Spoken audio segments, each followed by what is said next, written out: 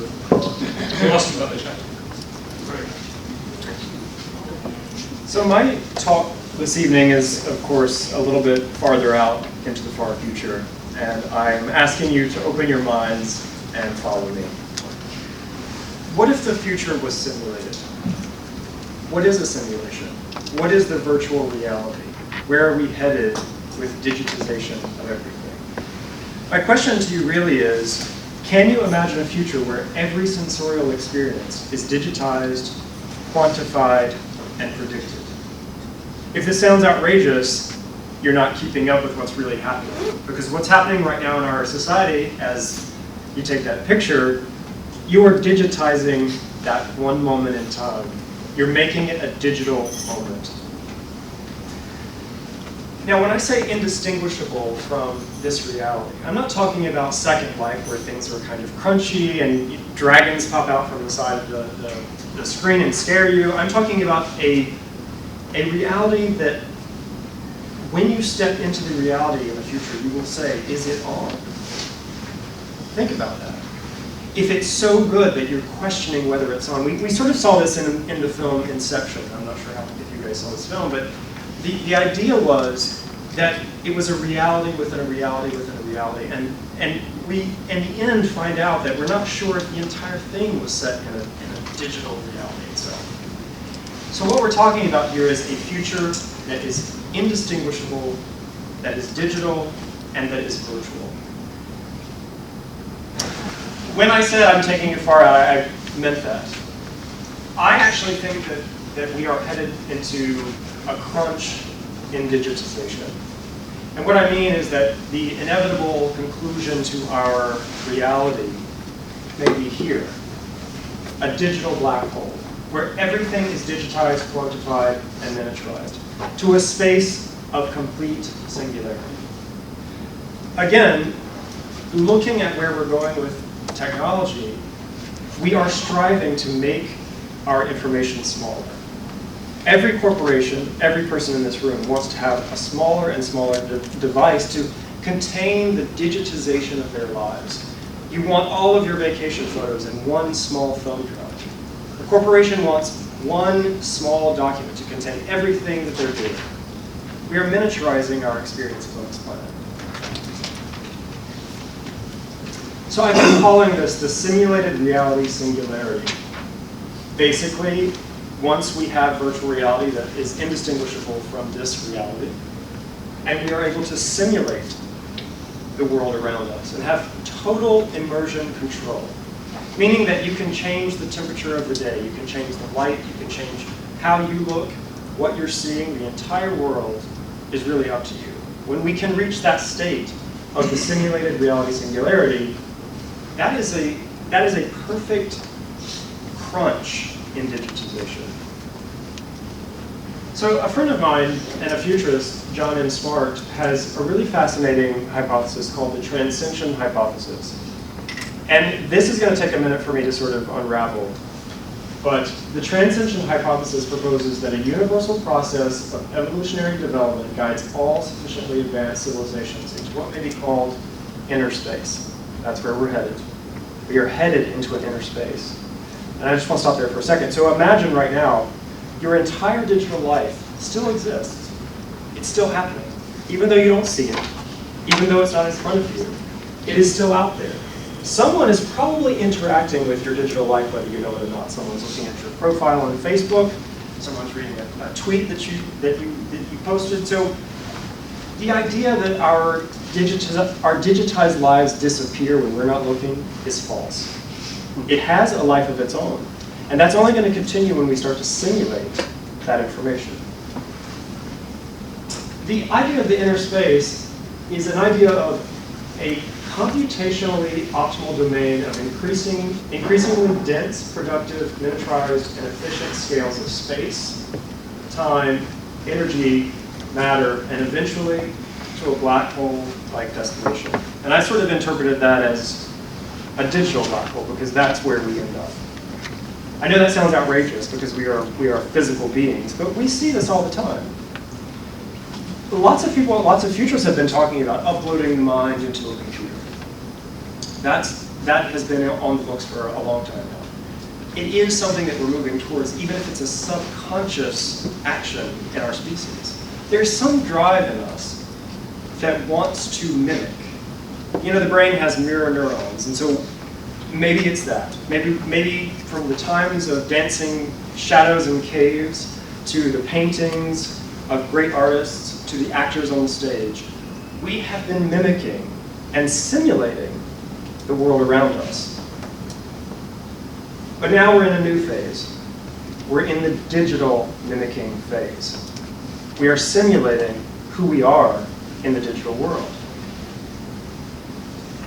And just one more thing about this. The reason that hypothesis was so interesting to me is that the idea of the Fermi paradox, meaning that we're not finding so far, we're not finding extraterrestrial life in the cosmos, that hypothesis could be the reason why we're not finding it.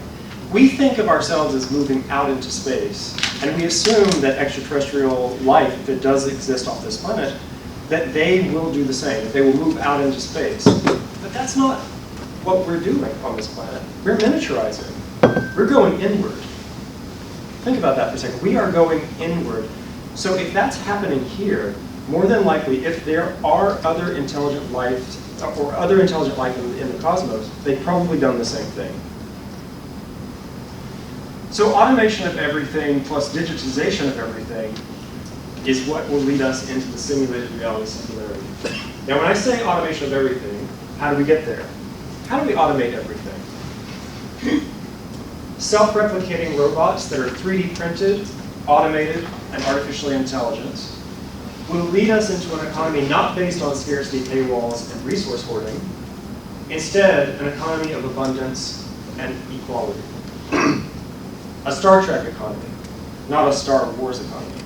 And trust me, you don't want to fire a laser in space. It has really horrible implications. You really want to be in space that's peaceful if we do go in that direction. So how do self-replicating robots work? How would we manifest the things that we need in our lives? Well, everyone's been hearing about 3D printers. We all know about 3D printers at this point. But how do we get the raw materials for these 3D printers to print the basic necessities of our lives? Our clothing, our food, our houses. Where do those raw materials come from? Who are the workers that are pulling those raw materials out of the ground? They're going to be self-replicating robots that are going to harvest the materials. They're going to ship those materials to you through a drone that's going to land on your lawn and deliver a packet that you're going to put in your 3D printer, and you're going to print another 3D printer with your 3D printer that can print anything. So right now we have 3D printers that are printing clothing, circuit boards with the soldering material already printed. Think about that. We're talking about printing a computer board that's ready to be tested. Digitization of everything. Biometrics, haptics, microfacial recognition. The thing that's interesting with digitizing who we are is that it's not just about what we're thinking. It's about our biology. I thought it was really interesting that when Apple released their fingerprint scanner, this was really the beginning of the biometric consumer market. It was maybe the first time people had ever had their finger scanned by a piece of technology. It was fascinating. I wrote an article about how this was the beginning of the consumer biometrics. Haptics. Of course, Apple's been using haptics for a very long time. Most of us have felt the effect of phantom haptics, right? How many of us have felt our leg vibrate and our phone is across the room? So it's changing our biology. It's changing our psychology. The interesting thing about haptics also is that when we talk about wearable technologies in the future and digitizing our experiences, imagine wearing a wearable computer suit, okay? It's a jacket, it's fitted to your body, and it has haptics installed into the system itself. And your wife or your husband, they're on vacation across the world, and it's your birthday. And suddenly you feel the vest vibrate and squeeze you. And you realize that what's happening is that your partner, also who's wearing another vest, is squeezing the vest. And you're having a haptic, emotional, physical interaction with someone that's across the world. Sounds impossible, but we're texting people that live in different countries all the time now. 25 years ago, that would have been impossible. People would have said, you're crazy. If you would have said to someone 100 years ago, I'm going to give you a magic box that's going to allow you to look into anyone's life, to listen to their thoughts, and to see what it's like to be them, you may have been burned at the stake. So when you think about what I'm saying in these slides and you say, it sounds impossible, what I've been saying to people, we have to begin to embrace the impossible. The world is changing in ways that we've never seen before. And in 10 years, what we thought was impossible today will be possible. A virtual reality utopia. Utopia brings up a lot of fear for a lot of people, because most utopians want to control the world. But imagine if we were living inside or even visiting a simulated reality that was indistinguishable from the reality that we see around us. Imagine that you could stand on a beach anytime you wanted and feel the temperature of the water on your feet, the sand between your toes. And you could enjoy that sunset over and over and over again. And not that you could just enjoy the sunset, you could pause that scene. You could rewind that scene. You could fast forward this scene. And take this even further, now we're really getting into some serious physics. What if we are able to use time dilation within these simulations? We could literally see people who experience thousands of years of time by slowing down their perception inside of the simulation. There have been several reports recently and studies that have talked about small species and how their perception of time is very different than ours. So imagine a fly or a squirrel has a very different perception of time than we do. To the fly, we are moving extremely slow. Its perception of time is very different. And so what I'm saying here is that if we can digitize our minds to a certain degree, and if we can interface with a simulation that feels extraordinarily real, not only could you stand on this beach and view the sunset, if it were a virtual three-dimensional space, you could look around at things that maybe you missed in that moment. So imagine, this is where technology enhances being human. It's your 5-year-old's birthday. Something amazing is happening in front of you. They're blowing out the candles to their cake. And someone walks past you just as they blow this out. You miss the picture, you miss the moment. If this was being recorded in a simulated world, you could move around that space, this three-dimensional space, and view it from different angles. We could see things that we missed in the simulated world. So we really are entering a brave, new, simulated future. And it's already begun. Every time we upload a selfie, every time we take a picture on our vacation and we digitize that, that is a part of our collective simulation that we are building. I'm not suggesting that these are going to be separate simulations, so each of us have a different simulation running, although that is possible. I'm suggesting that this is one simulated reality that we are collectively putting into the system. Real will become irrelevant. And we're starting to see this now with kids on Instagram. They don't care what's real anymore. They want augmentation. There's a beauty app from Modiface called Beauty Mirror, and it's out on the market now. You can download it. And not only will it take a picture of you and retouch your skin and reshape your face, you can make a video in real time with this technology, and it augments your face, the shape of your face, the color of your skin, all in real time. So I can be chatting with you in real time, and I can look completely different than what I look like in real life. This is where we are today. Where will we be in 10 years? Will people be asking what is real, or will we forget to care? You're going to see simulation junkies. The simulation is going to be the preferred drug of the future. The Xbox doesn't take over. But this simulation world, this virtual world, is going to be the preferred space to play in because you will have ultimate control over your reality. We'll drift in and out of these worlds with ease. The digital mirror really is just a reflection. The simulation is just a reflection of who we are. So whatever we bring to the simulation, that's what will be in the digital world when we arrive there.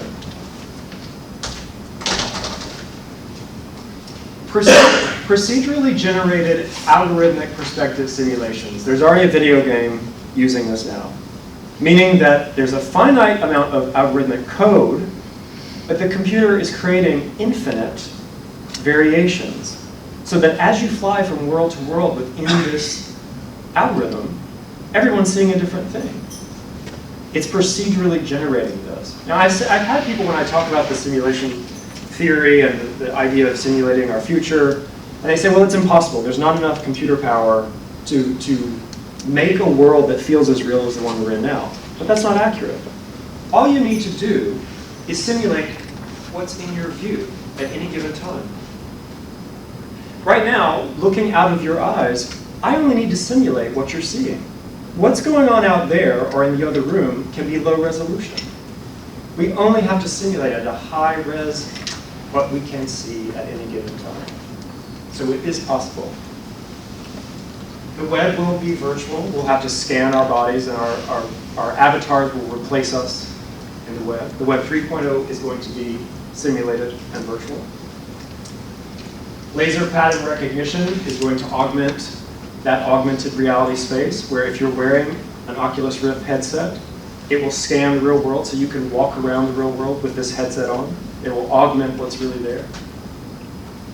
We'll trade memories in simulated memory economies. We'll have implantables, not just wearables, so we'll interface with the simulation directly with our brains. We may even have simulated care assistance retreats for people who are addicted to this. And the last thing I want to leave you with is probably the most important thing. There's been a lot of talk about millennials, but the millennial age has ended. We are entering the sim generation. And these kids take simulation and virtual reality extremely serious. You're going to see sim morality. What kind of moral guidelines will we have inside the simulation? What is acceptable? What's ethical? And finally, the demand for morphological freedom is probably the most important. These kids want to be dragons and robots. They don't care about male and female. They don't care about white and black. They want freedom. They want morphological freedom to be anything they want, have multiple experiences inside of that world. And that's what we're going to see. So finally, I'll just leave you with this. We are heading towards a digital black hole, and what goes beyond that digital horizon will last forever. Our love, our greed, our fear, and our dreams. We should consider carefully what we take with us. Thank you.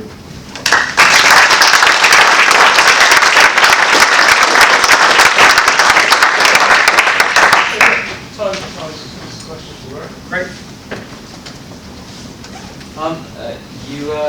You described what you suggested was the augmentation of the human reality, sort of augmenting our human existence. Does that mean that we almost need to redefine what it means to be human, so that we know the difference between the two, and so that at the point that we reach, maybe it's the black hole that you mentioned, or maybe it's something else, that we then become something that's completely different?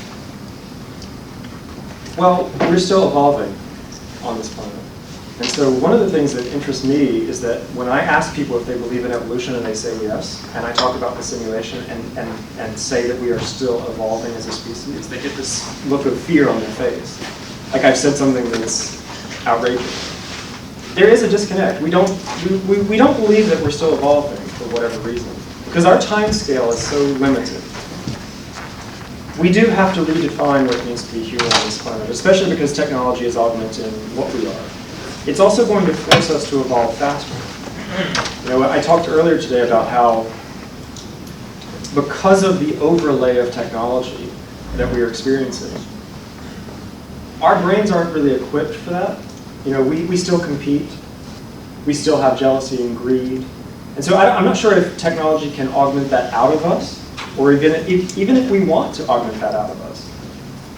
I would hope that equality and empathy take a front seat in that world.